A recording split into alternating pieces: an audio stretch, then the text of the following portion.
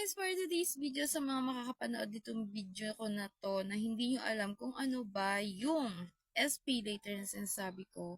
Ito nga pala yung pautang ni Orange Basket. So, Orange Basket, kung nakaka-order ka palagi sa Orange Basket, so alam mo na kung ano yung sinasabi ko sa'yo. So, kung wala ka pang SP later, baka hindi ka laging umu-order sa kanya, kaya hindi kanya binibigyan ng pautang. Joke lang! So, ganun kasi talaga yon. Kapag matagal mo na siyang ginagamit at lagi ka nang umu-order sa kanya, bibigyan kanya ng chance na pautangin at i-order ng mga items na gusto mong orderin. So, kung wala ka pa, tingnan mo na lang sa iyong Orange Basket. Ayan, dyan mo siya makikita. Ayan.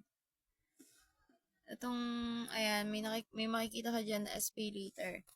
So, kapag available na siya is, i-open mo lang. So, magpapasa ka lang ng iyong valid ID.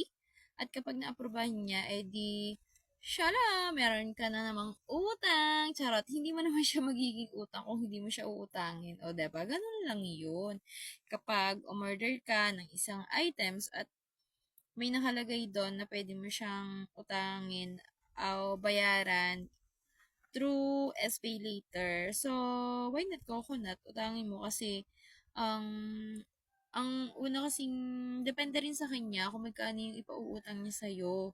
And then, eto mga mi, kagaya nitong product na to.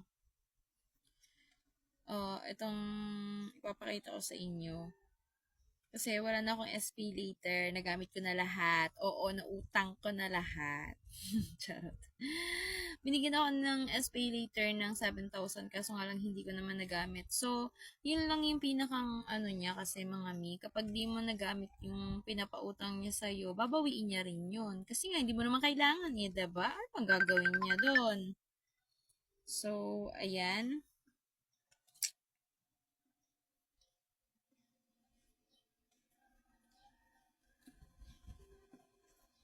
So, for today's video, hindi ko naman mapapakita sa inyo. Basta, kung kayo ay may SPay later na, pwede nyo siyang i-open at pwede nyo siyang iutang.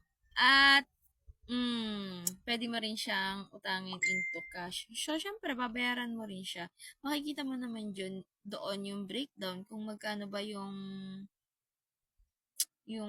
hulog, kung magkano yung binigay sa'yo. Pwede 1,000, 2,000, 3,000, 5,000, or 4,000. So, pinakamataas na nautang ko sa SP later is 4,000 pesos. At, hinulugan ko siya ng 6 months na 6 months siya na bali 800 plus yung hulog niya. So, sana may naitulong ako at kung may mga katanungan ka, pwede mo akong i-PM or i-message mo ako sa aking Blue app. So, ayun lang. Thank you for watching at sana ay may natutunan ka. Salamat!